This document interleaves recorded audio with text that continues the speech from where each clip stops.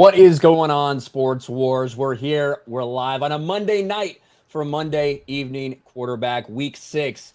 And man, it was a crazy week in college with some big teams falling, and also a crazy week in the NFL with some quarterbacks who we didn't expect to be struggling at this point in the season still continuing to struggle. We had the rematch of the century between the Bills and the Chiefs, which wasn't quite as high scoring, but was still a very good game. And of course, we might as well let Beardo brag about it now. His Giants taking down the Ravens. Yep. We had the Giants winning outright yesterday. We convinced Jeremy and Jay yesterday morning that the Giants are probably going to win this game, and they did. Giants and the Jets both looking very impressive, but happy that the Giants are 5-1, and that the Eagles beat the Cowboys last night. So the Cowboys are now, I believe, in third place in that NFC East. So looking like we might have a few wild cards if everything keeps going this pace in this direction. A few wild cards coming out of the NFC East, but nonetheless, very excited that the Giants were able to pull that one out yesterday against the Ravens. Not exactly what I think most people predicted before the season, but that's why we actually play, I suppose. And then, of course, Robert, coming off a big college football weekend. I know things are going crazy in Rocky Top after Saturday night. How are you doing? Yeah, great. I mean, one of the greatest games, I think, in the history of college football. Alabama, Tennessee, went down to the wire, back and forth.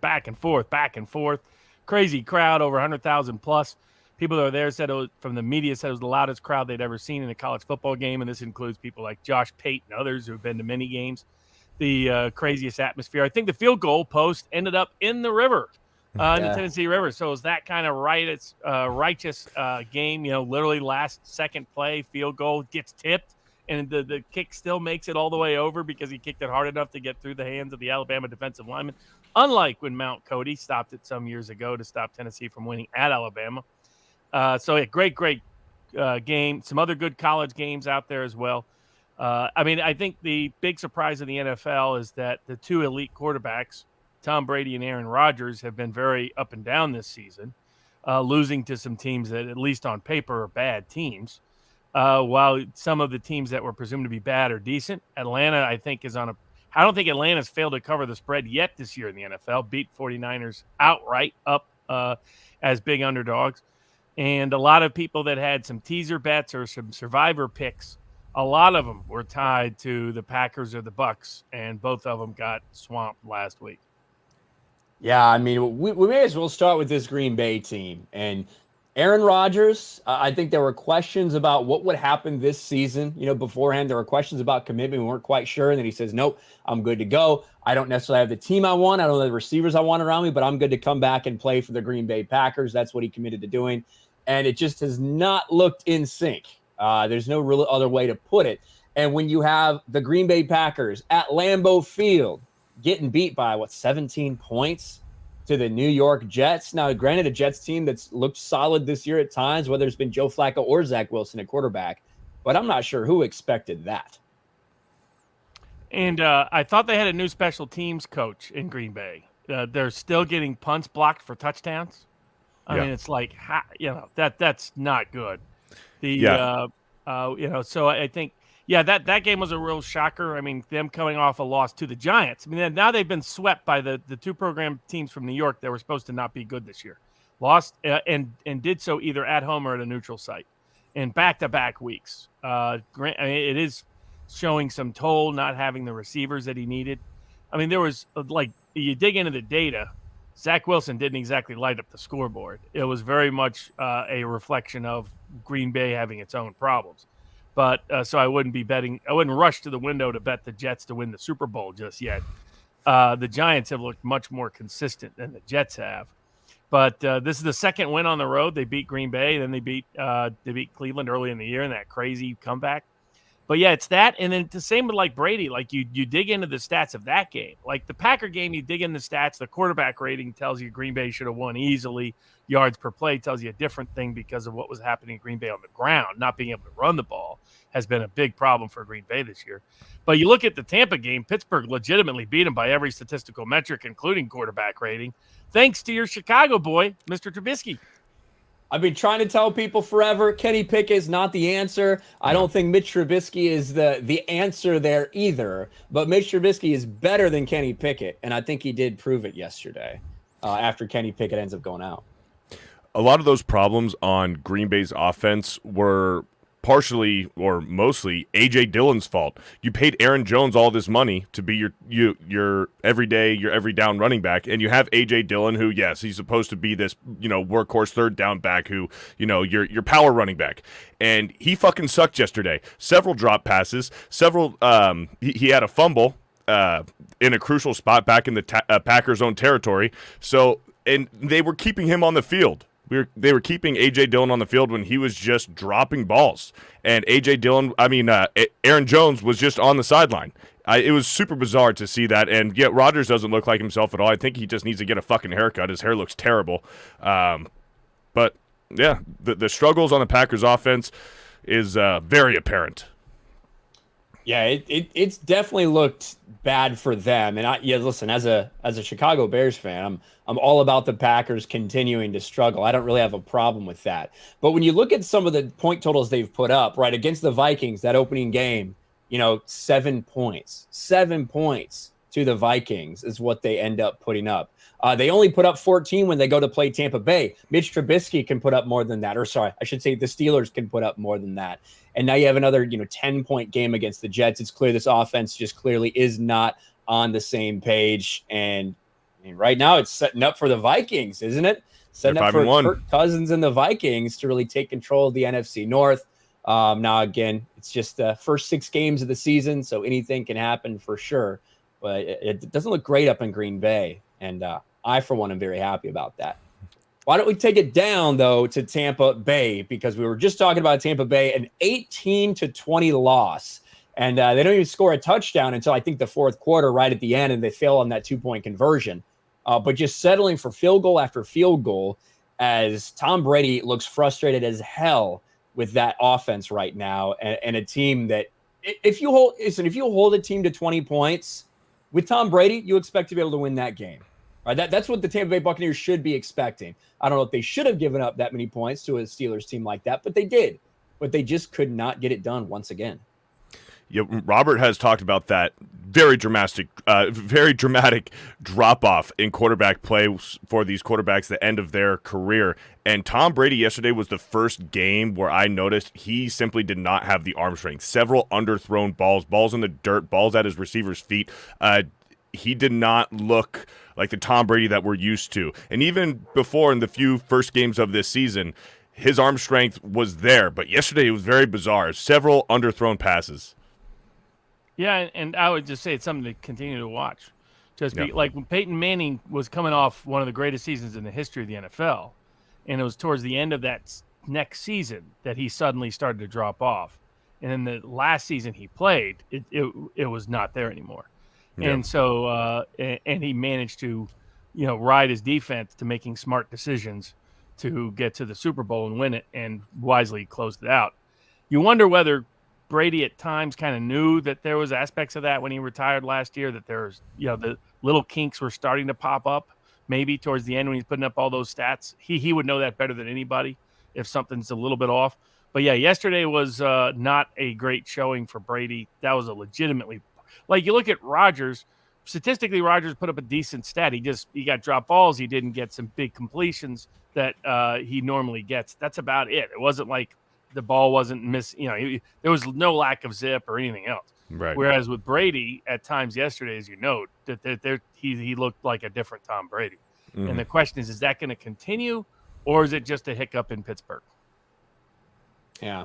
And I did want to talk about one thing, because there was a blow up on the sidelines for Tom Brady. Tom Brady got frustrated with his offensive line, a very new and rearranged offensive line that they've had to shuffle around a lot because of injuries. And, he got upset. He was yelling on the sidelines, and somebody decided to make it about race. And that somebody's, of course, going to be ESPN and Stephen A. Smith. So I thought we could listen to Stephen A. Smith and his race-baiting garbage from woke ESPN. But I want to get to a bigger point before I pass it to you. All right. Ladies and gentlemen, we need to be consistent. Was Tom Brady passionate, or was he the angry white guy? Oh, my God. Because if that was somebody else doing what he was doing with his offensive lineman, we would have been talking about, if that was a black man, we would have been talking about his temper. We'd have been talking about the fact that he might not need to act like that with the cameras rolling. I had no problem with it whatsoever. If brothers ain't blocking for you, you 45 years old, you behind the center, and you getting smacked around, you damn right you should get in their face. I have no issue with what Tom Brady did with them whatsoever. All I'm trying to say is that when a black quarterback does that, I don't want to hear nothing about it since nobody's saying anything about Tom Brady doing it. And I also don't want to hear about stuff being overblown. He went to Robert Kraft's wedding on a Friday night. He missed the walkthrough, etc. They clearly are not on the same page. They don't seem to have everything in order. If this was somebody, now in that regard, there is a Tom Brady category that's separate and apart from everybody else. The anger part, when he's getting on the offensive lineman, no, that everybody should be lumped into there. But in terms of him missing, now listen, I think that. First of all, Tom Brady's been criticized multiple times for his blow-ups on the sidelines. He got into heated arguments before with, I think, Josh McDaniels on the sideline. That blew up. That was a big Bill story. O'Brien. Yeah, and Bill O'Brien. That's happened several times, so let's not pretend like Tom Brady doesn't get criticized for that. On the other hand, like you said, this is the greatest the greatest quarterback in a lot of people's minds of all time in Tom Brady. He does probably get a little more leeway to talk to people that way. In the same way that people reacted much differently to Draymond Green punching Jordan Poole in Warriors practice than they did to Michael Jordan punching Steve Kerr, because there's a little bit of difference between those people. To me, it's just more race-baiting bullshit from Stephen A. Smith. Who are the black players that have been called angry black men because of their NFL temper tantrum? I can name 2 or 3. Yeah. I mean, T.O., obviously, Antonio Brown, and Odell. Yeah, Odell. And those are guys that are criticized because of because they're always like Antonio Brown. The guy's always crazy. I mean, but it's not like the angry black man. Like we've seen black quarterbacks get mad, and I don't remember any of them saying, "Oh, angry black man." At least that's not usually the guys that get criticized for anger is people that you think are really out of control in general. That, are prima donna personalities, wide receivers, but also when they're losing it. Like people started suspecting that Antonio Brown was losing it. He was. He walked off in the middle of a game. He turned out to be nuts. So I get it's Stephen A. Smith finding a racial angle to interject into the equation is because that's what he does. That's how he boosts his ratings. I mean, Joe Rogan always wants to go UFC on him when he tries to do UFC commentary because he's so incompetent at it. Yeah. So that's how I take that. I think I did because I was like, there are probably stronger comparisons to make than the one he chose to make. I mean, how about just last Monday? Last Monday, Patrick Mahomes was yelling at he was either yelling at the Raiders saying, I'm right here. There was nothing about that. And Devontae Adams, after the game, pushing the reporter. It wasn't about his skin color. It was about the fact that he pushed the fucking cameraman. Yeah. So, he got criminally charged with assault. So, And Stephen A. Smith looking at the camera, no, I'm not saying that, Tom Brady was wrong for what he did, but is he the angry white man? I'm not saying there was anything wrong, but is he the angry white man? It's like, dude, you can't have it fucking both ways, Stephen A. Smith. Fucking pick one. Yeah, and that is Robert's 100% right. This is what he does. This is the reason that Stephen A. Smith stays employed, right? Is making outrageous comments like this and then it blowing up. But yeah, it's absolutely ridiculous. That's all ESPN is at this point. It's just race baiting garbage. So we're here to call them out over it. Tom Brady obviously visibly frustrated. As I said back in training camp, I think it was a mistake for Tom Brady to take those 11 days away with a new offensive line, with wide receivers that he wasn't used to yet. I thought it was a big mistake, and that had to be something wrong with his personal life. Turns out that's what happened. But there's no doubt that that is probably playing a role as well in the team, in their struggles, in their inability to overcome them this early on in the season. But but let's get back to some of these results. Just had to get everybody's reaction on that one. Might as well talk about the rematch of the century, or at least of the year. Bills versus Chiefs at Kansas City. Not as high scoring as a lot of people may have expected it would be. Both these teams, kept the explosive plays to a minimum, but the Bills do come out ahead. They go into Kansas City and they beat the Chiefs 24-20. Yeah, I mean, Josh Allen looked great yesterday. Josh Allen, he was probably the MVP of that game. And he was getting it done on his feet as well.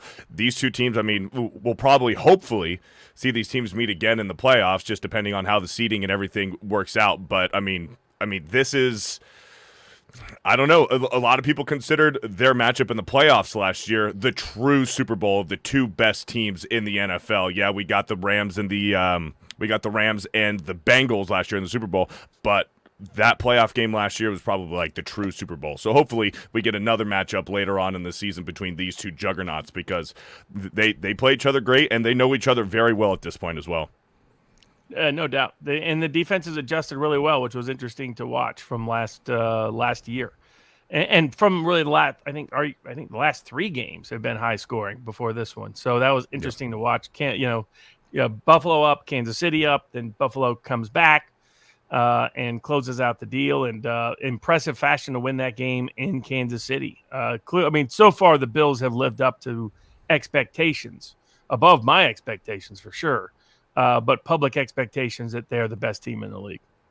Yeah. When speaking of angry white men, we had to bring this person on. What's up, Jeremy? Oh, there he is. I just came to face Robert. I came to face Robert, okay? I came to face Robert. Oh. Even though he didn't pick Tennessee to win, I have to face him. Were you at the game, by the way? I didn't see the first part of the show. So I was not. Cricket was at the game. Okay. But I was chanting all week, I don't give a damn about the whole state of Alabama, whole state of Alabama, whole state of Alabama.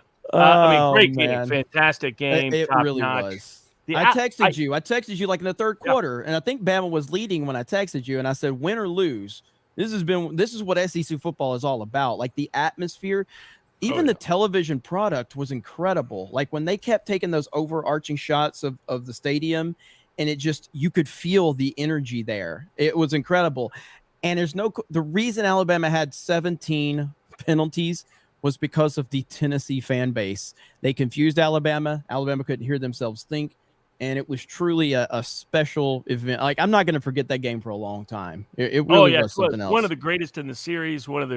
I think it'll be I don't know if another game this year will top it. I think it'll end up being the game of the year, because back and forth, breaks and breaks, last second, partially blocked kick, and it still manages to go over.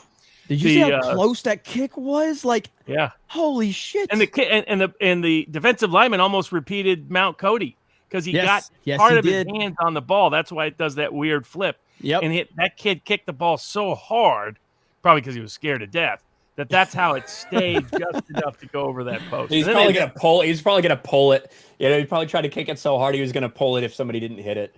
Yeah, exactly. And then they end up taking the field goal post, dumping him in the river. They walked him out of the whole stadium. I've seen him take down the field goal post before. I've never seen him leave it, take it with him to the stadium. So it was wild. It really was. And they even referenced Mount Cody right before that kick, so they almost jinxed it. They almost happened. It was crazy, man. But it really was. I mean, that's why we love college football. That's why we love the SEC. You're not going to get that. And I talked about this even in the beginning of the year. I talked about with Alabama's schedule. It's like, no matter what you think about the rankings or whatever, there's just always a random Saturday night football game in the SEC that you were not expecting. And like for Alabama's schedule, no one was looking at Tennessee on a Saturday night thinking that Alabama was going to have to worry about that. Yet here we are, Bama having to go in there, and you felt it before the game. You felt the energy, you felt the passion, you felt the momentum, and Bama got punched really hard. And we all expected them to return fire, and they did. But to Tennessee's credit, they didn't falter when Bama came storming back. And I'm proud of Bryce Young. I will say that. Bryce Young played lights out. He was incredible. The defense is so bad in Alabama, or the secondary. The secondary is awful. So, and I'm still not a big fan of this particular defensive coordinator. Well, I'm not a fan of either coordinator, but I'm really not a fan of the defensive coordinator. For Tennessee has had some defensive struggles this year, period. Yeah, and for several years now. I mean, if you can throw the ball, if you can attack Alabama's secondary under this defensive coordinator, since they lost both Kirby Smart and Jeremy Pruitt, LSU, what was it, 46, 48? Clemson, when they were good, moved the ball with ease. The Ohio State, when they were good, when they could throw the ball a lot, move the ball with ease. It's been a weak link that Saban hasn't had to address because the offense has been so good and so few teams can competently throw the ball. Yep. But it's I don't see anybody else on their schedule that beats them. So I think they completely control their own destiny. They got Ole Miss coming in, and we've got Ole Miss coming in a couple weeks. But outside of that, I mean, these games are going to be tough just because it's still Alabama coming to town, and everybody's going to give their best. But I do think Tennessee needs to worry about Georgia. That's going. I don't think we beat Georgia. And then the question is there a way to sneak into the? Could you get three SEC teams in the playoffs? If, let's say, I think the only way Tennessee gets in is if Georgia wins the SEC title, and that's Alabama's second loss. And they need a close game. They need to lose a close game to Georgia in Georgia, and they need some other really good things to fall. Clemson to get upset, or Ohio State to get upset. USC got knocked out, so I think the Pac-12 is done. They don't have a competitor for Utah's already got 2 losses, so that the Pac UCLA still undefeated, right? Yeah, UCLA is. And if they could run the table, but with that defense, hard to see. Somebody in the Pac-12, nobody in the Pac-12 has a competent defense. Utah used to, but even they don't. So I think Big 12. I mean, Oklahoma's definitely down. Their defense is atrocious. Yes. And who's it going to be? Is TCU? Is TCU really going to make it? I'm not seeing that.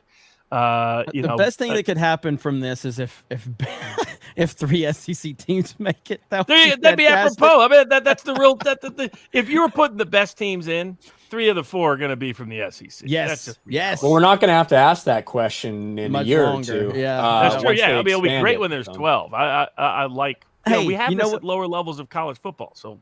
Hey, I can't wait for it to be 12, and then we just add 9 or 10 SEC teams to that 12, and then they're still going to be pissed. So. A token ACC team, a Tiny 10 team, yes, whatever the Big 12 is by that point. Yeah, I mean, especially when that's why I've been asking for that. That's why I've been asking for that forever, though, because you're always going to have these very elite teams that are out of the SEC. One of them might get left out, but you also have these guys that do run the table, and it's like, why not? Right? Why not UCF back? Exactly. I love those years ago. That's what makes March Madness great. So throw in 1 or 2 of those Cincinnati's, UCFs, Boise States, the Coastal Carolina, whatever. One of those teams an App State that goes on a great crazy run. Having 12 teams can get that team in there, can get the elite. You really cover all the elite teams are in there, and then you reward the conference champions as well. It's a perfect trio. Yeah, 100%. I'm not going to stay long. I had to face Robert. I had to come in here and take my lumps because I'd be talking a lot of shit if the roles were reversed. So congratulations, Robert. And Beardo, I just got done. Jeremy. Let's see. Rocky Top, you'll always be home, sweet home to me. Well, I prefer best song in college football. Best song in college. I prefer Rocky Knob. Isn't that the one that took your name, Ryan? Yeah. Somebody said it in the chat. So Rocky Knob. Yeah. But yeah, and Beardo, I just saw your Mario Kart clip that we uploaded to Clips, and it's fantastic. Oh man, I so have damn not good. seen that. I was crying watching it. But anyway, thank you guys. Robert, shout out to you, man. Congrats to Tennessee. We'll be back next year and beat your ass. See you later, guys. Bye. All right. See you, Jeremy. Later. And that's a good chance to catch up on some of these super chats here. It's a good break because we do have a couple about the stuff we've talked about. Chris Coran for 2. Oh my God, we sucked so bad yesterday. He is our resident Tampa Bay fan. Sorry, Chris, you really did. Trevor Beast for 2. The Colts record is now a countdown. 3, 2, 1. Should we talk about those cardiac Colts? They come back and they beat the Jacksonville Jaguars 34-27. Matt Ryan threw like 75 passes or something in the game. It wasn't that, but it was something insane. And they somehow managed to sneak it out. And the Colts now are 3-2-1. And after those first couple of weeks, I think a lot of us thought the Jaguars were onto something there. And it's just been a string of disappointments the past 3 games since then. Yeah, the offense was good last week. And then it was the defense that collapsed there at the end. It was a fun game, back and forth. It was interesting to see the offense get back to clicking at a certain level. So I think that promises, some positive progress for them on that side of the ball. And Indianapolis really had to get that win. They need to get on the positive side of the win ledger. But more importantly, Matt Ryan needed to have a good game because he really hadn't had a good game, unless you count the first half of the Houston Texans game. And he did. He finally bounced back. So we'll see if that continues. I still have doubts that Ryan can sustain this throughout the season. I think Indianapolis has another one of those sort of retread quarterbacks a little past his prime.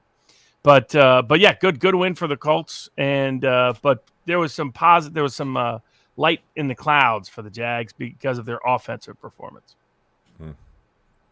Yeah, it's funny to see the Colts after Luck going from quarterback to quarterback every single year. These quarterbacks who are at the tail end of their career, not in their prime anymore. They've lost a little bit of umph in their throw, and yeah, it's good for the Colts to get a divisional win, but we'll see how it goes going forward.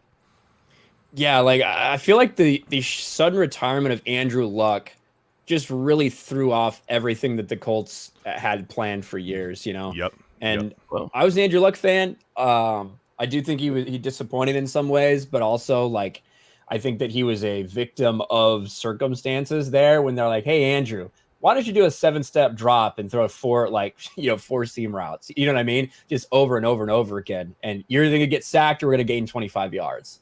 And he was a tank. Like, he was a big body, and he took some unnecessary hits in the beginning of his career that obviously he thought that he could handle, and he did to a certain extent. But then once the injuries came for Andrew Luck, they hit him hard. And that was the reason why he retired. He explained it, rehab after rehab after rehab, year after year of just rehabbing, it fucking destroys you. Julian Edelman has even said, Julian Edelman has had a handful of injuries in his career, knee injuries and stuff like that. And he said, the rehab will end your career. And it's nearly ended J.J. Watt's career. J.J. Watt hasn't been the same since all of his terrible injuries, torn pec, torn bicep, fucking knee injuries and everything like that. And he's not the same guy.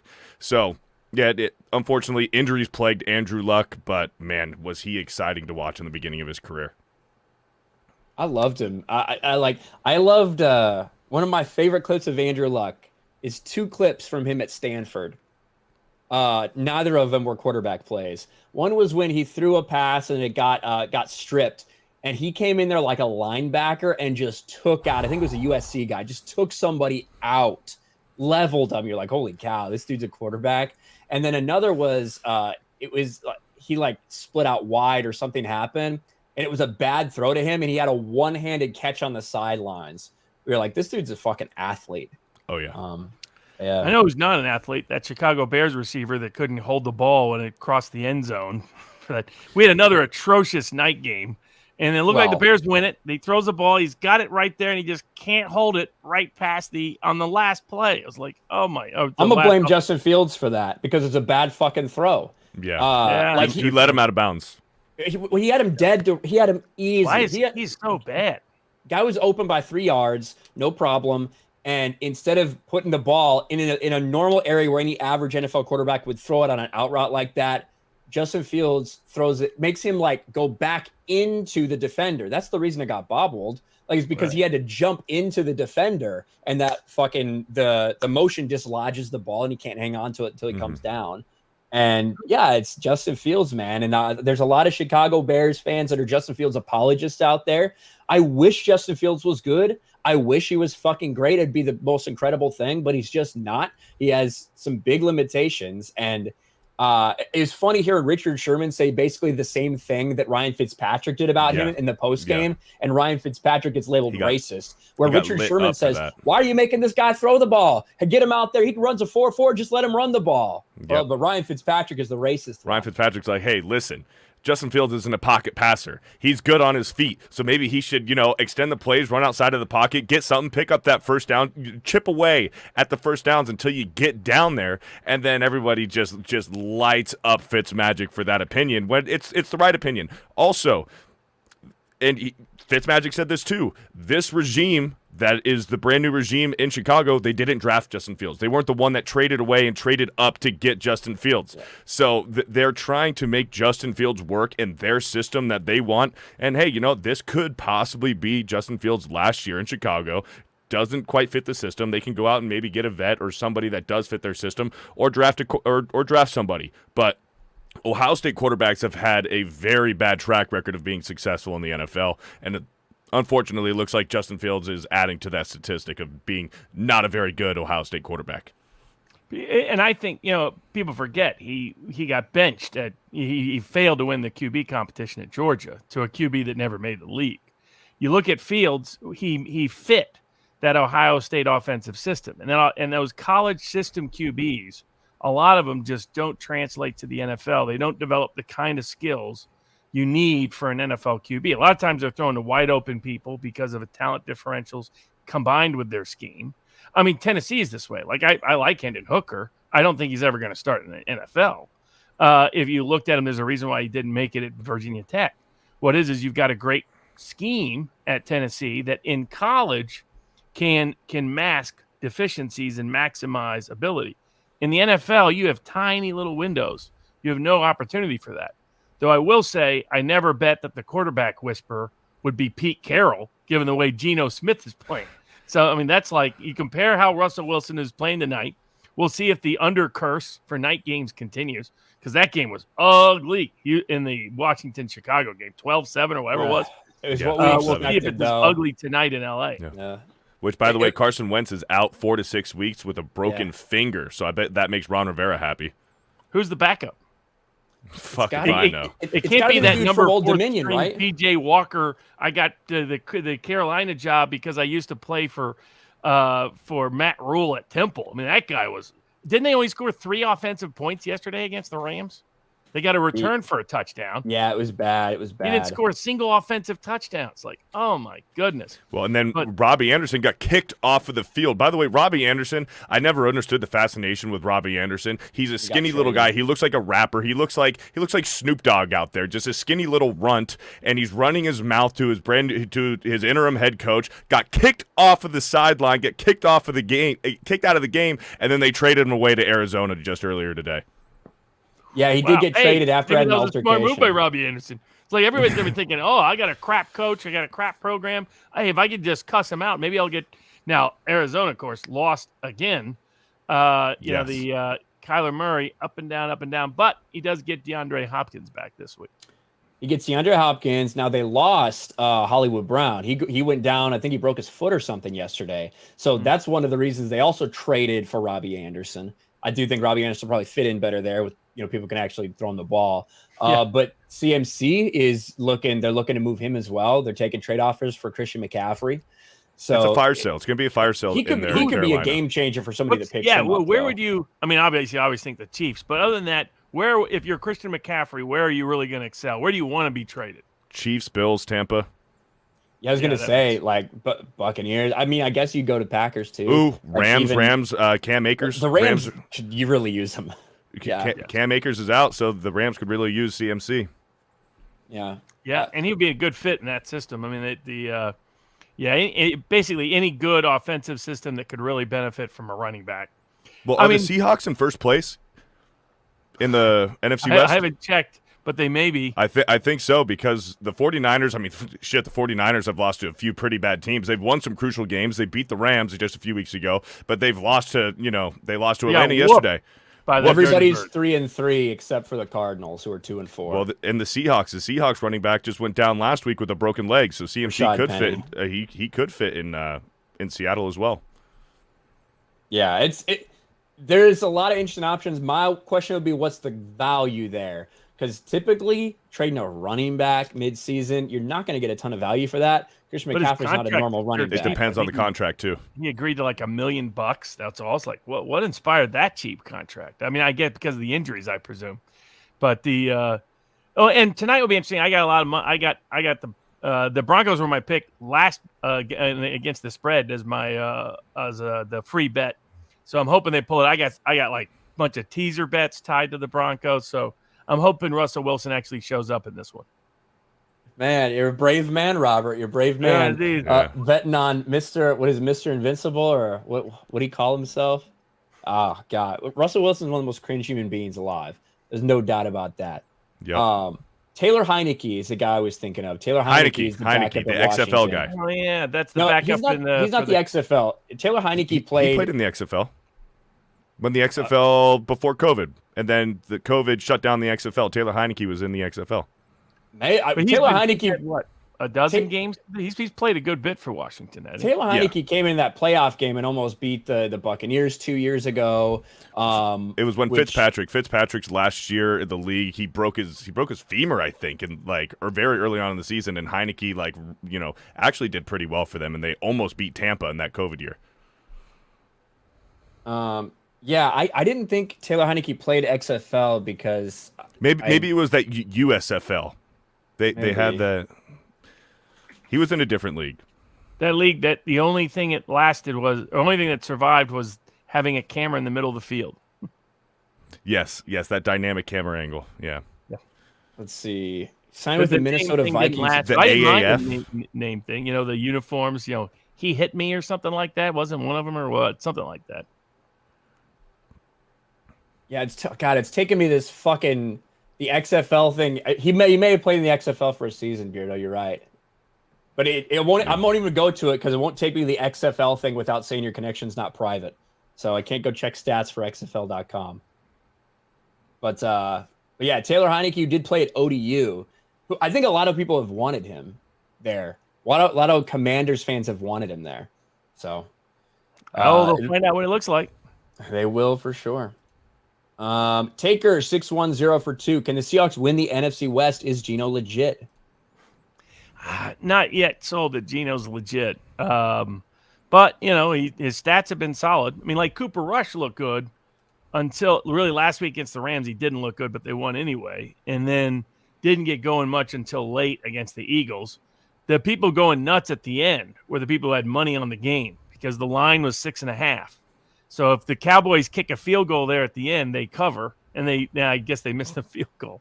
So and I guess Dak Prescott now will be back for the Cowboys. Looking at some of the tape of Cooper Rush, there's things that look good, but he reminds me more of a backup who can play well in a particular system. Does well at mid-long passes. He has plenty of zip, anticipates very well, throws before the break, but he almost only throws one speed, so he misses a lot of short and medium routes. And that's why his completion percentage isn't very good. And the Eagles are still undefeated, which is extraordinary. It's crazy. That's crazy to me. Al Qaeda for $2. I see 3 angry white men right now. That's right. We're all Tom Brady here. Bob Gable for 5. Are high-priced quarterbacks overrated? Why pay them to lose? Can I offer $20 million to Daniel Jones? $20 million to Daniel Jones seems like a lot. But I don't think Jones has shown enough to extend him. We'll see. Maybe he keeps up, but it's not like he's been doing well. It's a combination of the running game and the defense that has the Giants playing real well. It's not like people go, "Oh my God, Danny Dimes is out there. He's the next coming of Tom Brady." He hate me. That was the name of that player that they got to put the uniforms on. The names on the uniforms, the USFL. Got that from the live chat at sportspicks.locals.com. We made money again this week as long as the Broncos hold up their line of work. But yeah, it'll be interesting. I mean, like tonight's game, the Chargers, there's not really a home field. It's the Chargers don't have a home field. So I don't know why they line those games as if they're home field. It's a neutral site game, if that. Broncos fans travel well, especially out west. So it'll probably be a predominantly Broncos audience tonight. But maybe they'll keep booing their coach or telling him where the clock is going down, given the recent pattern.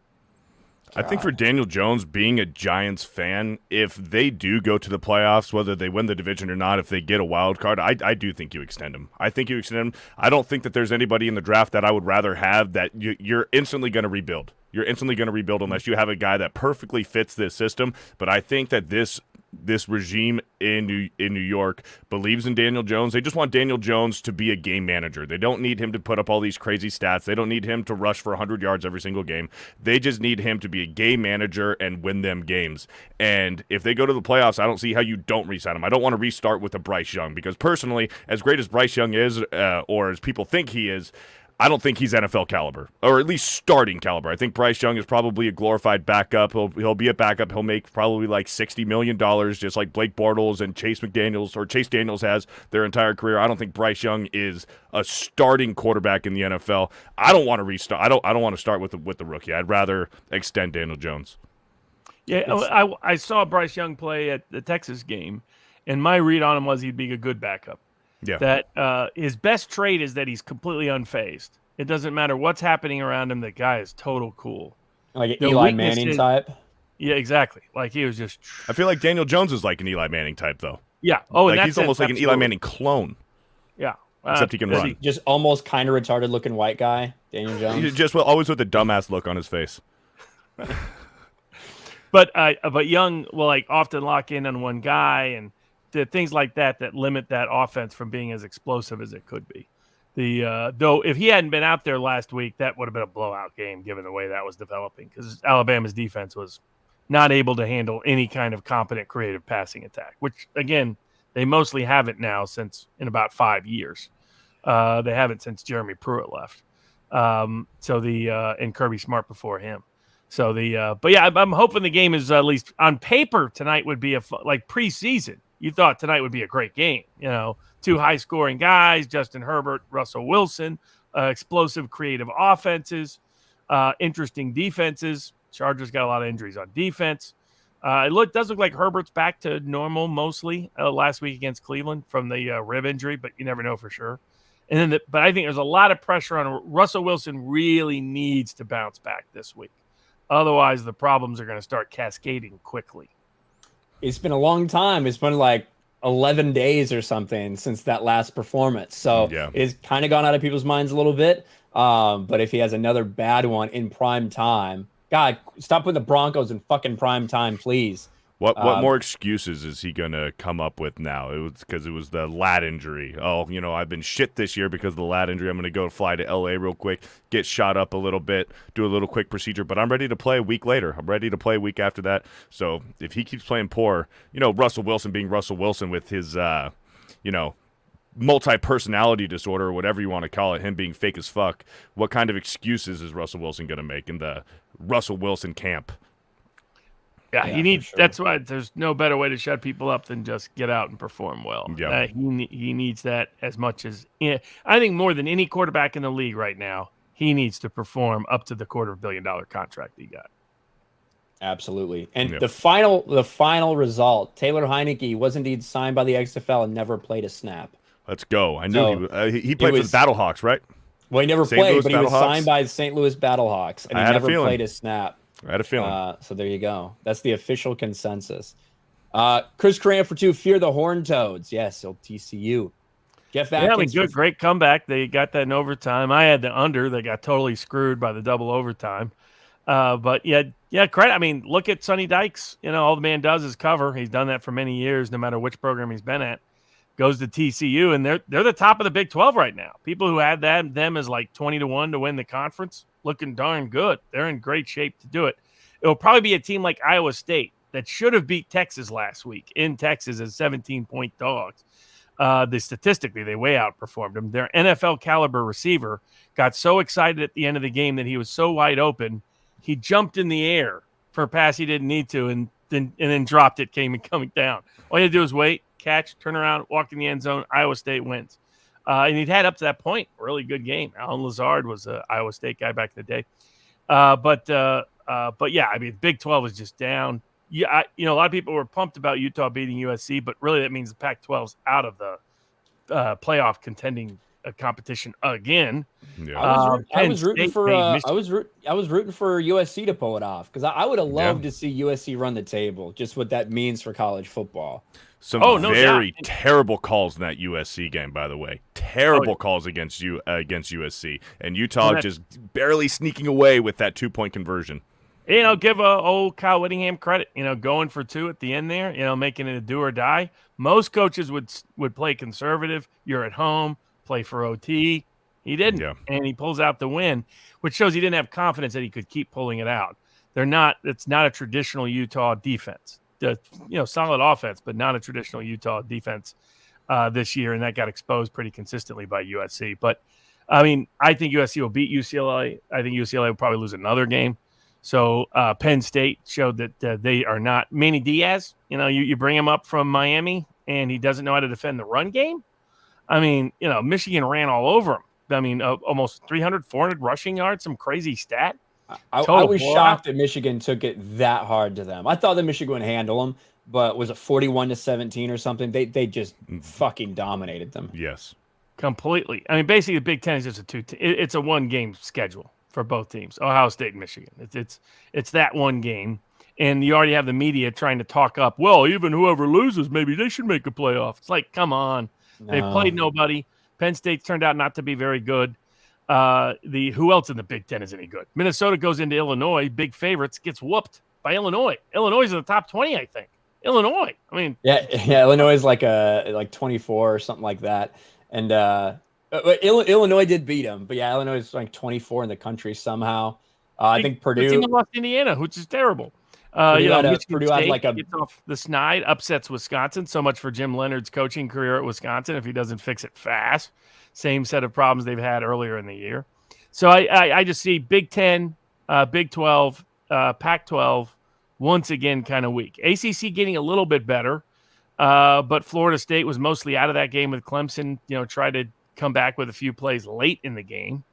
Clemson's who's going to beat them at this point? NC State's out their quarterback for the whole year. They weren't a good offense with them. They're definitely not. That's why they lost to Syracuse. I don't think, if you want team to be exposed, Syracuse traveling to Clemson is probably not going to look pretty for Syracuse by the end of it. I mean, the talent differential in some of these teams is massive, just massive. And so I think, we'll see how it all shakes out. It was an interesting week. You got a little bit better sense of it. But what I came away with is this is a one-conference college football right now. You got a bunch of really good teams in the SEC that can be. I mean, Arkansas goes to BYU. Baylor goes to BYU, the Big 12 team, loses. Arkansas goes there with a bunch of injuries and blows them out. Just smacks them around in Provo, which is usually pretty rare. And it's like, okay, we got the SEC, and then we got everybody else. And basically, it's whoever comes out of the SEC is the likely national champion. Now, Ohio State has a lot of talent, but they're not going to be tested until the end of the season against Michigan at home and then the playoffs. Yeah, and they're going to end up facing, the Big Ten championship is going to end up being Michigan or Ohio State against Purdue, Illinois. I mean, Minnesota got crap. Remember all the hype about Minnesota? They lose at home to Purdue, and they turn around and lose to Illinois. Maybe Illinois. Illinois might be in the Big Ten. What a crack. Yeah. But it's unfortunate. I love the Big Ten. I'm a Big Ten guy, but it's just with between the transfer portal, between NIL and all of this stuff, all it's done is make the rich richer, and the rich were the SEC. Those are the guys with the big time donors, the people that can afford to pay a lot of money to these guys and do things like that. And the Big Ten needs programs like Penn State to be elite, programs like Nebraska and Iowa and Wisconsin to be very good, and all four are down this year. And that just and even Michigan State is down. So then you're like, okay, you basically got a lot of the mid-tier teams that maybe can sneak into a Big Ten title game, like a Purdue, like an Illinois, somebody like that. But basically, it's just a two-team conference. I remember from years ago, way back, Urban Meyer's first, I think, championship, when everybody loved Michigan and Ohio State, and they said, "Oh, these two teams should play each other again in the national title game." And I think it was Ohio State was big favorite in that game, and of course, Florida whooped them. And it's like there's just the talent. There's a reason why every year you see the NFL draft, and it's SEC, SEC, SEC, then another conference, then SEC, SEC, SEC, etc. Yeah, you want your offensive linemen to come from the SEC. That's for sure. That's what I've learned being a Giants fan, at least.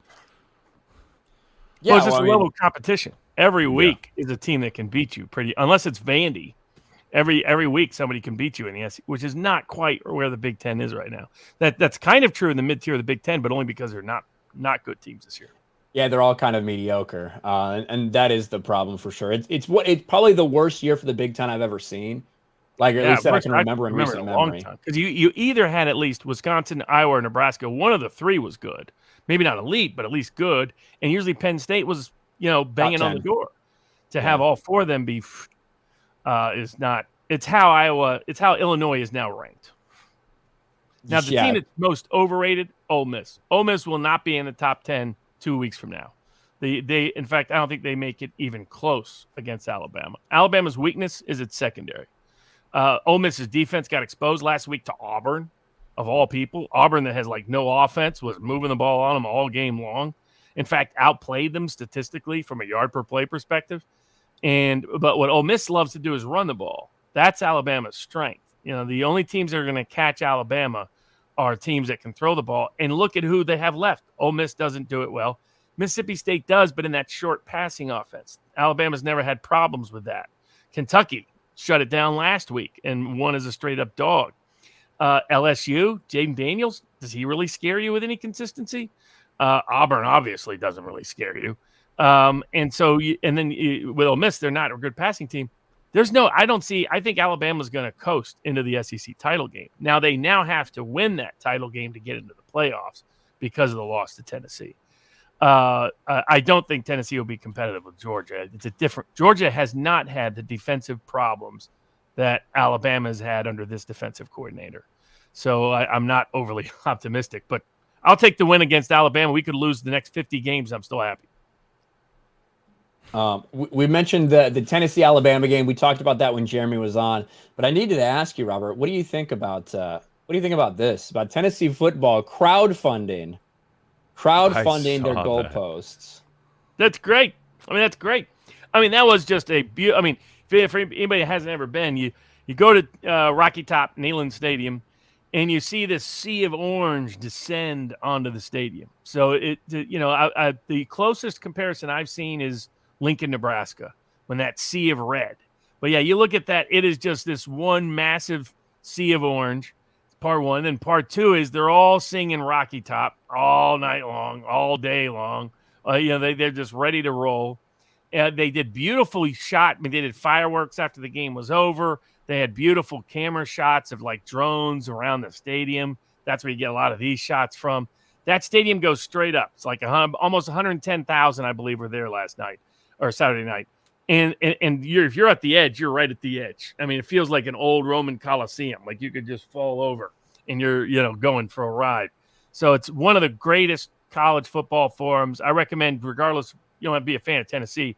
If you just want to see a crazy event, go to a great Tennessee game because it will be a sea of orange and a wild, old school, raucous crowd singing great songs. It's one of the things. Smoking cigars. It was perfect, man. Absolutely. There was a guy on Barstool Sports Live Watch that was a Tennessee fan, and he was closing his eyes, and he couldn't watch the last field goal, and then he won. And, of course, we haven't beat Alabama in 15 years. For those people who don't know it, the winner celebrates by smoking cigars at the end and by the chant. And, like, if Alabama wins, we don't give a damn about the whole state of Tennessee.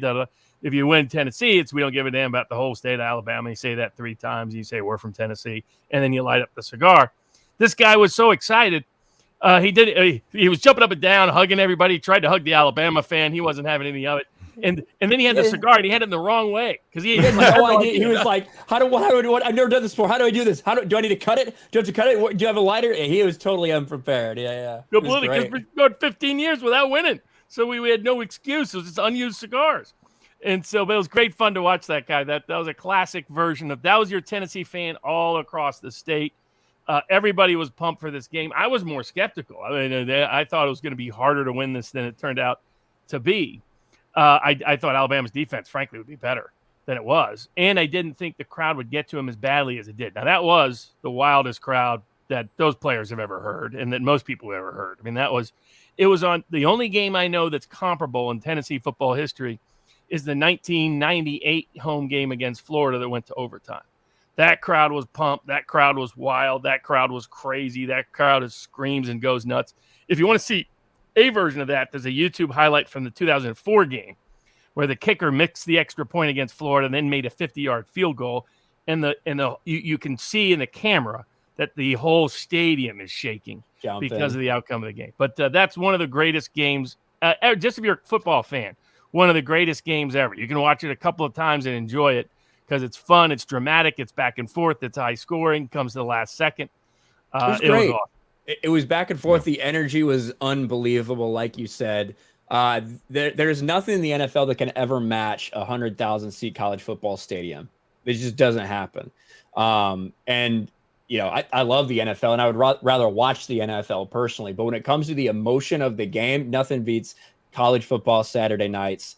And when you have – because it goes beyond just, oh, that guy's my favorite player. Like, so often you have these guys who their dad rooted for Tennessee. Their grandpa rooted for Tennessee. It goes all the way back. They so went much to more Tennessee. Storied in history than a lot of professional teams have. Where they might only be look at the Houston Texans.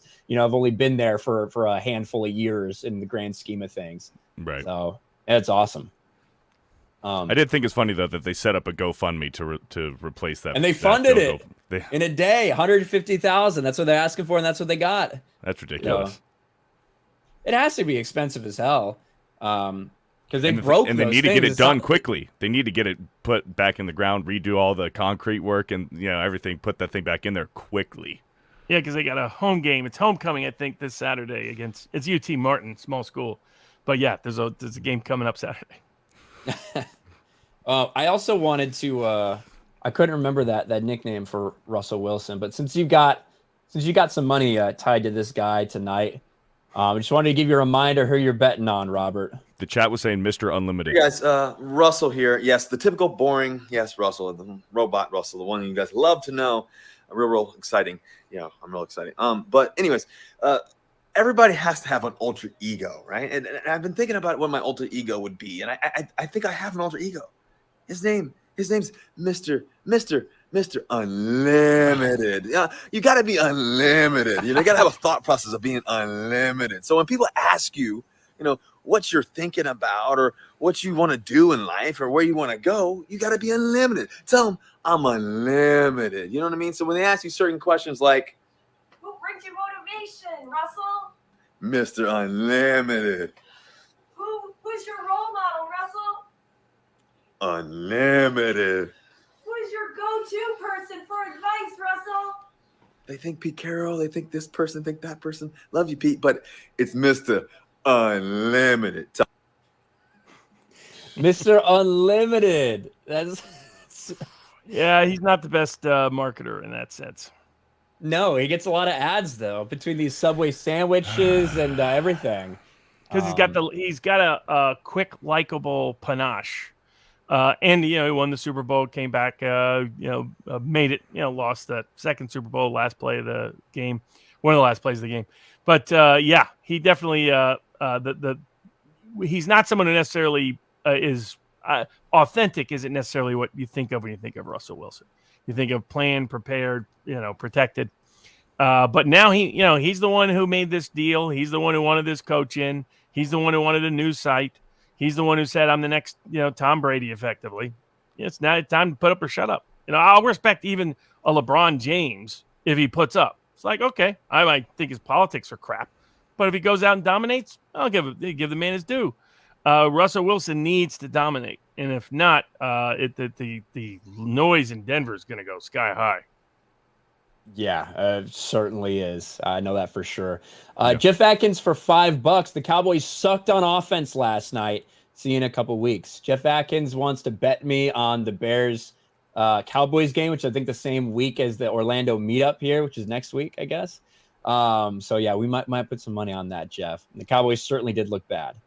Or the Cowboys didn't look bad, but their offense struggled at times, and it was much more predicated on getting that run game going than we've seen in recent weeks. So I wouldn't say it sucked, but the Eagles keep on winning. Sometimes I don't know how, and I don't know if that's going to be sustainable in the playoffs. Certainly hasn't been throughout the NFL's history, but correct. We'll see what happens. I don't know. Look at the Ravens. I mean, the Ravens are really struggling right now. Yeah.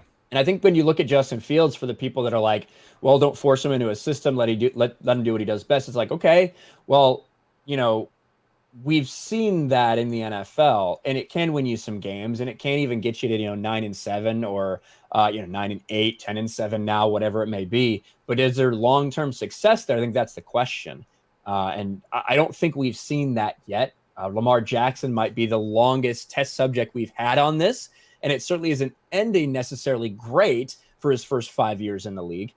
But he's definitely not a pocket passer, 100%. Jim Crow Bittler for $5. I just ate a Danger Witch. Now I'm betting all my money on the Broncos. Let's ride. Yes, let's ride. There you go. The Danger Witch. I saw Mitch Trubisky making fun of Russell Wilson doing a Steelers thing like that. He's like, Steelers Nation, let's ride. Everybody was making fun of him. JT Daniels at West Virginia, he was doing the same thing on picture day, like, let's ride. Barstool tweeted it out. I need to find it because it's like Tom Brady literally got divorced just to lose to this man, and it's freaking Mitch Trubisky doing "Let's Ride." I know I can find it quick. There's the Robbie Anderson argument. God, Barstool tweets out so much shit in a given day. Oh yes. Holy yes. cow. Yeah, They'll repost Tom stuff, Brady too. saying "Let's Ride" would be funny. That would be. Tom Brady, let's ride. Where the fuck is it? Can't find it. They've tweeted too much. Fucking Barstool Sports. That's all right. But we are getting close to only about 5 or 10 minutes away from this kickoff for Monday Night Football. Robert, it sounds like we know where you're leaning towards it. You're leaning Broncos. Yeah, I got that was my free pick we gave out on Against the Spread on Wednesday was the Broncos. I think at that point they were at +5, +5.5, something like that. Don't know how much the line has moved, but I got them on I got them on 3 teasers at +11.5 or +11, and then I got the Broncos. I think I have the over in the game, 45.5, depending on where you get it, and I got the. I may even have the Broncos money line. I'm not sure. But I got a lot on the Broncos. So I just want the Broncos to at least keep it competitive. But, I would like a story of Russell Wilson like tanking and being terrible. I don't know if that's as fun as to see Russell Wilson bounce back, to see him perform well. I got a lot of friends that are Broncos fans. So the when Russell Wilson in his prime could be a lot of fun to watch. That would be a lot more fun. And Herbert can put up a lot of great stats fast. So I'm hoping for that kind of game, high scoring game. Broncos pull it out. That's what I'm betting on, at least. I think it'd be really fun if Russell Wilson goes out there and sucks, because then I can make another video that'll get 60,000 views. So I think it'd be absolutely fucking hilarious if he goes out there and shits the bed again tonight. Also, I have Justin Herbert on my fantasy team, need a lot of points, so I need a high-scoring game from the Chargers tonight. But I think I'm going to take the Chargers at home. It's in L.A., right? It's in L.A. Yeah, so. it's in L.A. So I think I'm gonna go what's Chargers. his name is out again this week, the wide receiver for the Chargers? Keenan Allen. Yeah, it's like Keenan Allen can't get right with those hamstrings, seems like, which they need him. They need him on the field if they want to unlock their full potential this year. He's huge for what they do in the middle of the field. Yep. So we'll see. But I'm leaning Chargers. The Broncos haven't shown me anything, and the Chargers at least did show a spark last week. Austin Eckler looked like he finally came back to life. But there's no doubt that the Chargers are having a disappointing year compared to where they thought they would be. So that they definitely need to kick it up a notch as well. But with that being said, shout out to everybody in the YouTube chat. Shout out to everybody over on Rumble.